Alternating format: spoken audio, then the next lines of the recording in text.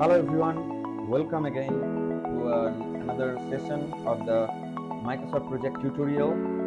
Basically, as I said that in this project tutorial, I will make you familiar with the different options available in the Microsoft project software, as well as I will give you a comprehensive view of how to do the project planning using Microsoft project software.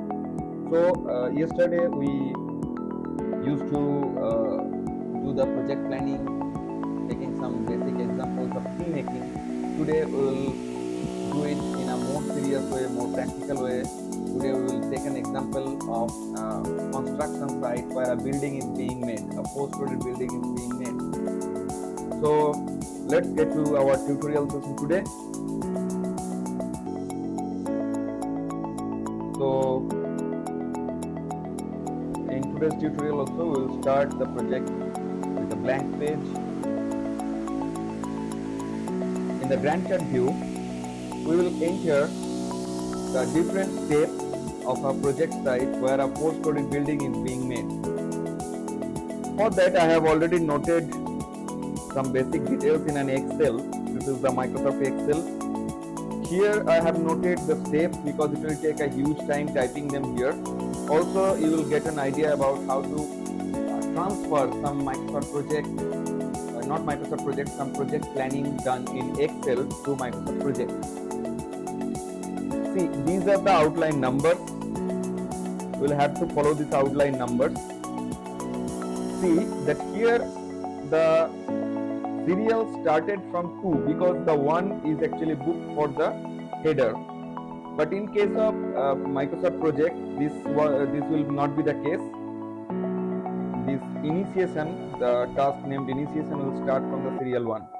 So whatever may be, let us copy it from here. We will just select it. Just you do it in Excel. We will use copy, and then we will go to Microsoft project, and in the task we will paste it here. So now you can see that the serial number 1 is assigned to initiation and the rest are assigned accordingly, and as none is scheduled or any kind of indenting, outdenting is not done, so each and every task is in the same level. Also it is scheduled manually. But if we insert a column and see the outline number,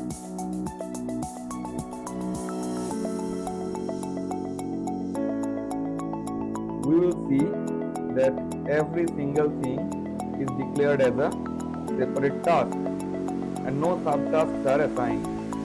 Well, as I already told you that we should add a successor column. Let me add it here. Okay, so now we have added a successor column and the outline number. Now what we'll do, as I already told you, that we will add the successor or predecessor. Well, it will take a huge time to understand the workflow here.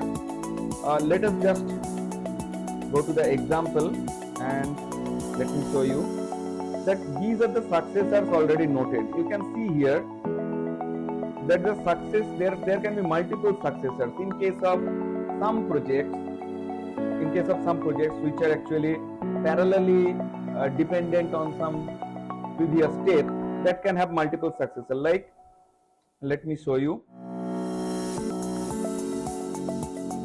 here. Let us assume that there is some task, like in case of making a building, what we need to do? We first need to make in a building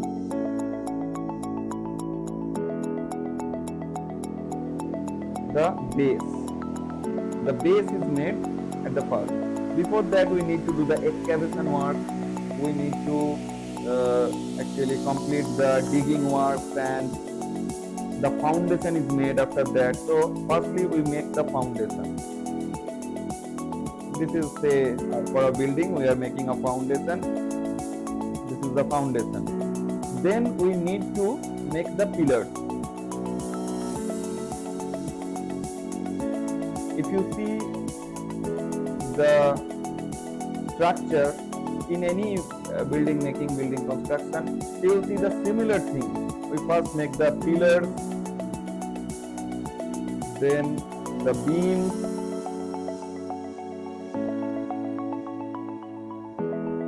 then we make the roofing,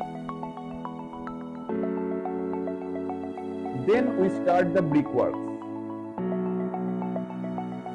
So the brickwork is actually dependent on all these steps. Now you can say that roofing is the final step. Why don't the brickwork depends on the roofing itself only? Well, you cannot guarantee that which of the works will finish when. There can be some cases where if it is a multi-storied building, for multi-storied building maybe the pillars are being constructed here for another stage, another floor. So often these pillars are constructed continuously. That means you don't actually construct the pillar here, the fettering is done here only, and then you make the pillar here. Rather, you fetter for this total pillar and make your fettering work. In between time, while the pillar is being made, different beams are being constructed here, fettering is done, and another roofing kind of material, laying kind of material is being done. So it is not necessary that all the work will go in a linear way. See, this is the work 1, this is work 2, this is work 3. We actually assume that all the work will go in a linear way, but it may not be the case. It can be a case that when, say, this is marking the total duration of work 1. Now this is going on. At any point in between, before finishing of work 1, we are starting the work 2. Work 2 is started. Now work 3 or the task 3, that may not start immediately after 2 is over. It may start later, or it can start parallelly to 3. It can start parallelly with 2, task 2. Again, if there is a task 4, it may be the case that task 4 will take some gap of days and then start. So this can be the case. So it is not necessary to assume that all the tasks will be performed in a linear way. See, if this task takes 5 days, this task takes 10 days, and this task takes 15 days, and say there is a task 4 which will take 5 days. So the total task, we may assume that the total task will take 15 plus 5, 20, then 10, 35 days. We may assume that this will be completed in 35 days, but it may not be the case. See, as this part is being started simultaneously with task 1, this will have some effect in the duration. Say 5 days have passed after task 1 is started. We are starting task 4. Okay, it can be a case. So this is task 2. So this task 2 which usually takes 10 days to complete, will consume 5 days here, let me assume, and here again 5 days to complete. Task 3, say this part is 10 days, so it will take 5 days more to complete. Again, there will be a gap of 3 days maybe before starting of task 4, and again task 4 will take 5 days to complete. So in reality, where we are assuming that the whole task will be completed by 35 days, it will take 5 plus 5 10 plus 5 15 plus 5 20 plus 3 23 plus 5 28. So instead of in 35 days, in reality the task is getting completed in 28 days. So we must understand if the tasks are simultaneous, if the tasks are not simultaneous. Well, again, another thing we need to consider, that the dependency. You cannot start the wiring work of a house unless the super build-up is completed, unless all the brickwork is done, unless the channeling or the trenching for the cables are done. You cannot start the wiring work. So it depends not only on a single step, but on various steps which are not simultaneous, which may not have any relation in between. So instead of giving a single predecessor, we have to add multiple predecessors in some cases. Another important concept is just adding some predecessors like step 1, step 2 or serial 1, serial 2 is a case. Another case is when we actually declare this thing, that when to start. This is the point when I am saying that task 1, after starting of task 1, after 5 days are passed, we will start the task 2. So we cannot make task 1 as a predecessor of task 2, because if I make task 1 a predecessor of task 2, then it will assume that task 2 will start from here, but in reality it is starting from here. So there is a concept of starting or ending of a task. According to Microsoft project system, we give 4 conditions. One is start to start, start to finish, finish to start, and finish to finish. So start to start means usually when we are considering any work, usually let me give you an example. When we are thinking that task 1 will be completed, then task 2 will start. So this part, if this is task 1 and this is task 2, this part is the finish of task 1 and this part is the starting of task 2. So the relation is finish to start. Finish of start 1 and immediately starting of task 2. So this is the general relation of finish to start.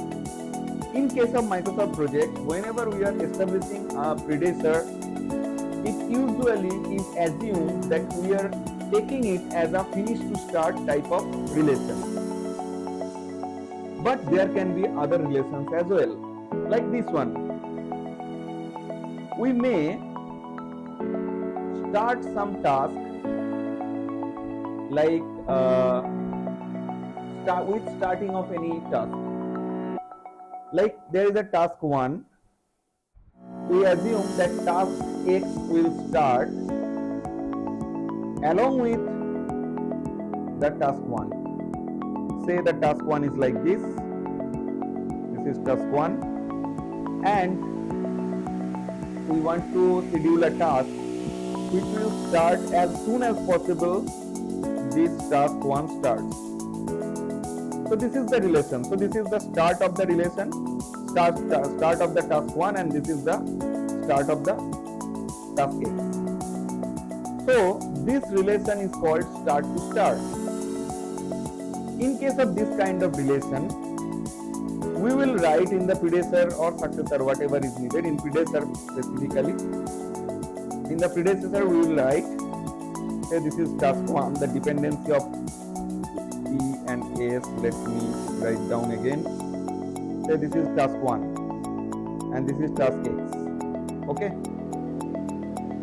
So in case of task 1 there will be no predecessors. Successor, we are not actually discussing about successor, that will be auto scheduled. In case of predecessor, what we will write in case of X, we will write SS1, which will indicate that the task X will start immediately when the task 1 is started. So this is basically the relation of start to start. Another thing is start to finish. That means, as you can understand, this part, if I actually tabulate it, this part actually indicates the predecessor, and this part indicates the successor. So when we will add the start to finish relation, that means my predecessor have to be finished before starting off the predecessor. Okay, that means, say I am taking a task A, this is task A. Now I want to consider or schedule a task B. I want that task B must be completed before task A. So what I will do, this will be kind of relation for B. So what I will do, I will just say this is A and this is B. A will not have any predecessor naturally. Well, A will have predecessor, B will be the predecessor. But in case of B, if I want to write, it should be written as this, SFA. Okay, so this is basically how it is done. In case of FS, you understand, finish to finish, if we schedule 2 tasks and we are giving a mandate that both the tasks should finish jointly, both the tasks should be finished within a same deadline, then we will add a finish to finish type of relation. You can see that here in this case, let me change the color because there are so many things. Here we are actually defining another kind of relationship. This is not finish to finish, this is not finish to start, this is not start to finish, this is not finish to start, any of them. It can be somehow related to finish to start, but it has some days between finish and start of the 2 tasks. So the writing will be like Fs plus 3.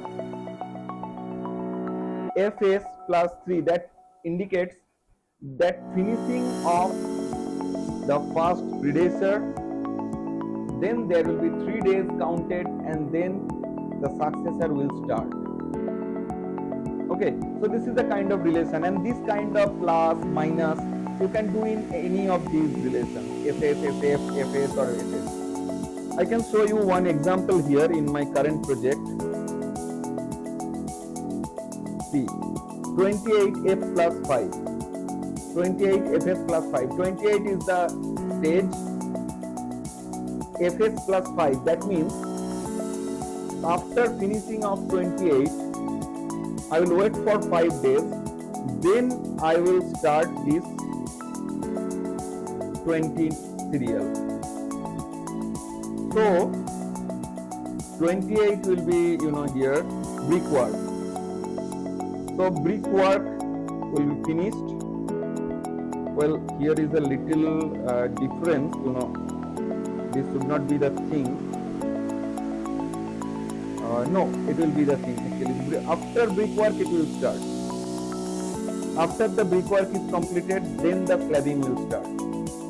But actually this shouldn't be 28, it is first floor slab. First floor slab should be completed after completing of first floor columns. First floor, not first floor columns, ground floor columns. But here some brickworks are also made prevalent, which is not necessary, I believe. See, here we have written 28 FS plus 5 days. So you can write it in that way. I am just showing it as an example. We may have to correct this while demonstrating the project. Okay, so this is the concept. This is the concept how you actually make your predecessors and successors work.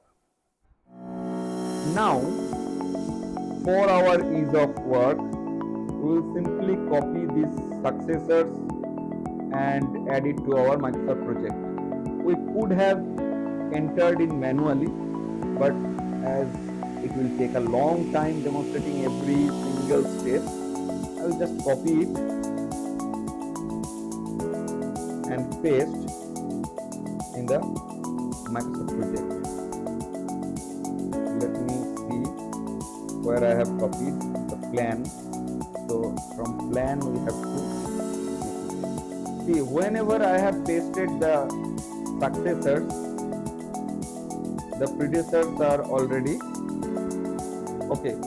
So I was thinking that was predecessor at time of seeing the Excel. Actually it is the successor, so it is okay, it is completely okay. See, here ground floor brickwork 19 FS plus 5 days. 19 means ground floor slab. So ground floor brickwork will only start after the ground floor slabbing is done and 5 days are passed. So this is how it is related here. See that the predecessors are automatically calculated. Now what I will do, I will add the duration.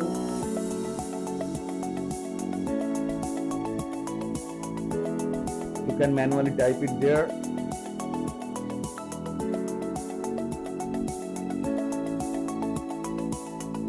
So duration is made. See, the relation of the projects are shown here, but all the projects are starting from, all the steps are starting from the same date, which is not correct. You will see that it will automatically change and adjust itself when we will make it in a auto-scheduled manner. So first we have completed these steps. I will recommend to complete these steps first, then making the indenting, then making the auto-scheduling. So here we can understand that plan, proposal, approval, conception, design, all these things comes under initiation. So let's make them indented. Okay, so these are automatically indented. Next, we can see that realization or something, this is actually the higher step. This construction, substructure, these are basically lower steps. These substructures will be indented, then the superstructures will be indented, then the finishing or brickwork, so brickworks will be first indented, then the plaster,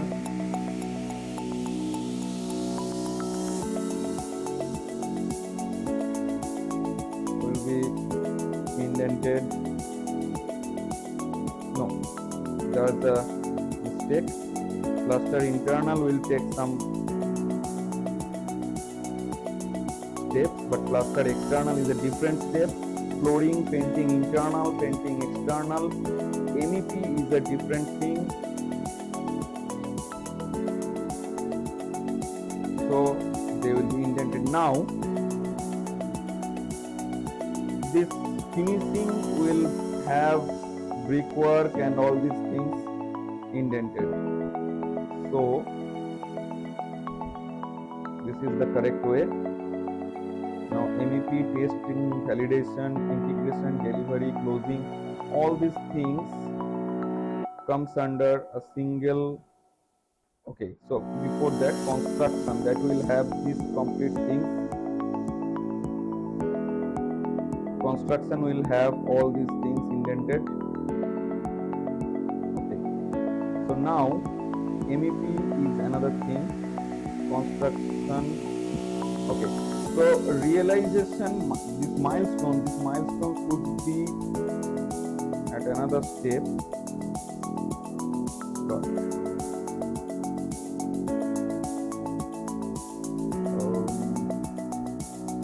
Insert task here. I'll paste the milestone. This is not required. So milestone is not under any other task. So let's outdent that and make it 2. Now all these things comes under realization. All these things up to closing, all these things comes under realization. So let me indent them again.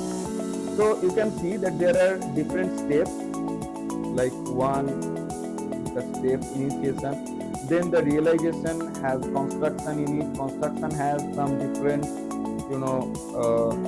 steps. Okay, so these are basically indented in correct way. What is the milestone? I will describe that later, but before that, let's add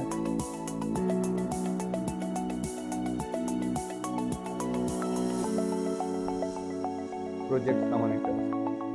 So project summary task is also added. Now what we will do, we will make this whole thing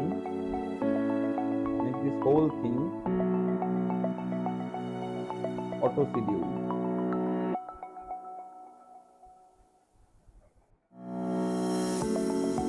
So as I made all these things auto schedule, see there is a significant change that is being seen here, that the start date and finish dates are given automatically, and it actually populated a correct type of chart which are linked properly, and it is considering the constraints of date and the successor predecessor thing. So this is how a scheduled project is made. Okay, you can see also auto scheduling gives you some flexibility, like if you want to make this task a little late, so you want to make this task a little late, you can just drag it here. It will ask you if you want to move the task. You will simply move the task, and all the tasks which are dependent on them will be moved. Okay, so this is how it is done, but see the link is broken. Before that you have to consider what to do.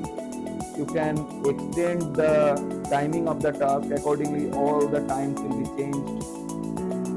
If you want to move the whole project, the move project, it is starting from Friday 17th of June. If you want to move the whole project to some other date, say 14th, you can make it. That will change all the dates accordingly. The changes are being seen here as well. So automating the project planning or making all the tasks auto schedule give you some benefits that is unique than the manually scheduled tasks. Again, let me come to this point. What is a milestone? Milestone is something which have a zero duration. That means it's just a mark. Here you can see when I am selecting milestone, here this diamond symbol. This is actually indicating that here is a milestone. Milestones are those points where you check that if your scheduled task is completed within that time or not. So this is basically how milestones are given. You can add milestones. You can add milestones from here, from the ribbon. Also, you can just create something. You give it some name and make the duration 0. It will create a milestone. Let me show you. Here, if you want to add some other task,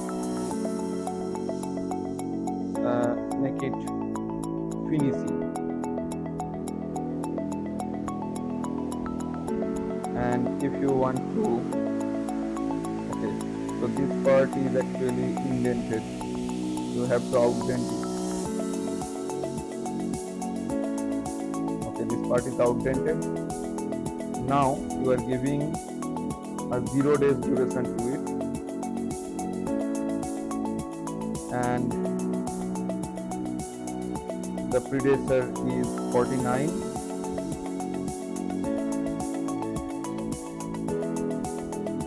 See, a milestone is created. Now, as it is a manually scheduled milestone, the color indicates that it's a manually scheduled milestone. So if I actually move the task, the milestone will not move. Let me show you. If I just move the project, say it is 7th of June, I want to move it to 9th of June. Everything is moved, but not this one.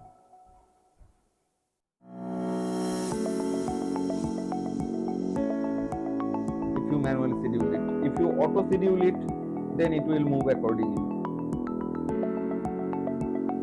So this is how a project is created, and there can be some other types of tasks as well. The recurring task. Recurring task means some task which occurs, like you have a meeting on every Saturday. If this is a task, then you can schedule it from recurring tasks. Here you can add some recurring tasks. This is called a recurring task. Here, if you want to add it, maybe the name will be, say, weekly meeting.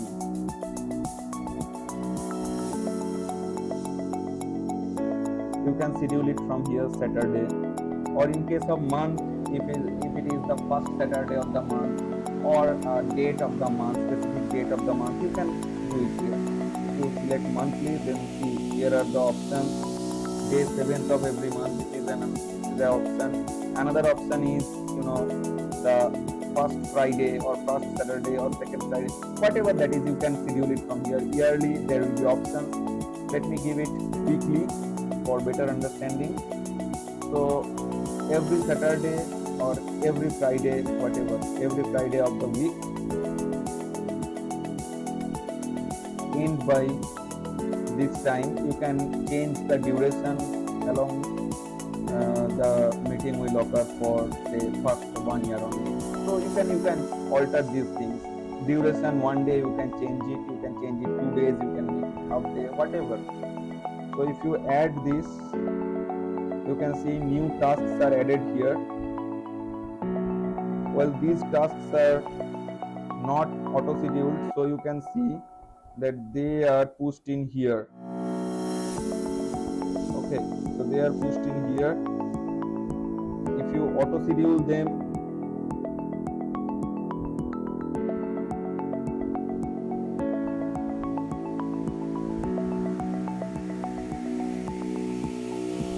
well, it's a bit tricky.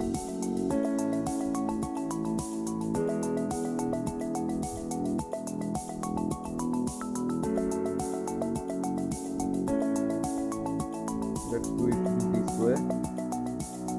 There are so many of them, that's why it is taking a long. Okay, so I have selected all of these. Let me auto schedule.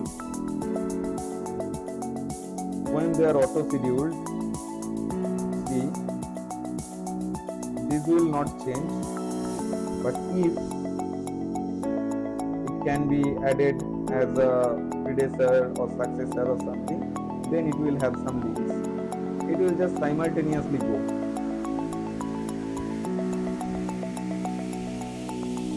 Well, there can be some changes. There can be some changes, like these kinds of corrections can be done, or some difficulties of the project maybe. Same task is created for, these are the same tasks are created. These are the glitches.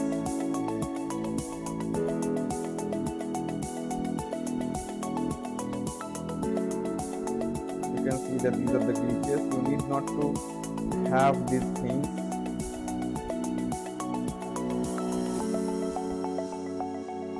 You don't need these things. You may delete them.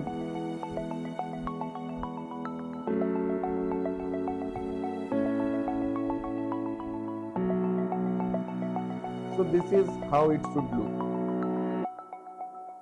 They don't have any connection with any other tasks. They will be performed accordingly. They are scheduled. Okay. So this is how basically a task is made,